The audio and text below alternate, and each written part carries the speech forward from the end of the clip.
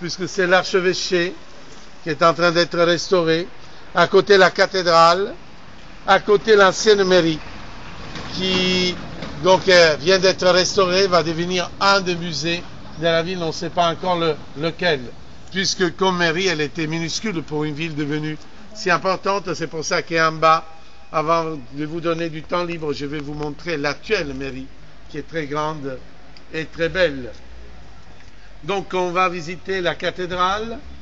Le seul problème de cette cathédrale, c'est qu'elle a été refaite, puisqu'elle a été bâtie dans la deuxième moitié du XIIIe siècle, mais de cette période reste seulement la base du clocher, le transept, que je vais vous montrer.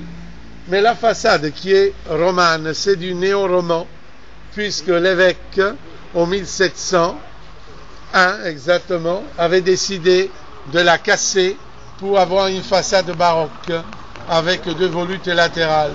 Si vous ne voyez pas la façade baroque, c'est que dans les années 30, exactement 1933, c'était l'époque avec Mussolini dans laquelle on voulait revenir aux origines. Donc recassez-moi la façade pour qu'on revienne à la façade romane.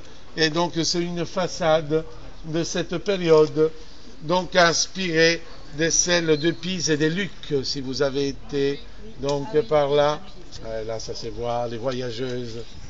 Hein? Donc, on va la voir même à l'intérieur, et je vais vous montrer comme c'est une église baroque, mais garde encore des objets très importants donc de la période romane. Venez.